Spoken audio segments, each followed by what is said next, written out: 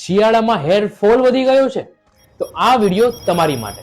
જોવો, સમજો અને હેર ફોલ રોકો. શિયાળો વાળનો સૌથી મોટો દુશ્મન કેમ છે? તો શિયાળામાં વાળનું સૌથી પહેલું રિએક્શન હોય કે શરીરમાં ગરમી બચાવી રાખવા. આ ચક્કરમાં શરીર આપણો સ્કાલ્પનો બ્લડ ફ્લો ઓછો કરી નાખે છે, જેનાથી આપણે વાળનું ઓક્સિજન અને ન્યુટ્રિશન ઓછું મળે છે અને હેર ફોલિકલ નબળો થાય છે અને હેરફોલ વધી જાય છે. દુશ્મન નંબર 2, ગરમ પાણીથી નહાવું.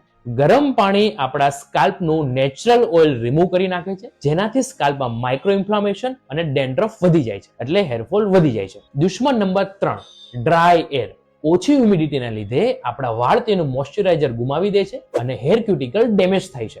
આના લીધે જ આપણે શિયાળામાં આપણા વાળ આપણે રૂખા, સુખા અને બેજાન લાગે છે, એટલે બ્રેકેજ વધી જાય છે અને હેરફોલ વધી જાય છે. દુશ્મન નંબર 4, શિયાળામાં દિવસ નાનો, ફોગ વધારે અને તડકો ઓછો, જેનાથી શરીરમાં મેલેટોનિન ઓછું બને છે, એટલે કે વિટામિન ડી ની ઉણપ પડે છે અને હેરફોલ વધી જાય છે. જો તમારે પણ આનું સોલ્યુશન જાણવું હોય તો કોમેન્ટ કરો હેર, તમને સોલ્યુશન મોકલી દેવામાં આવશે.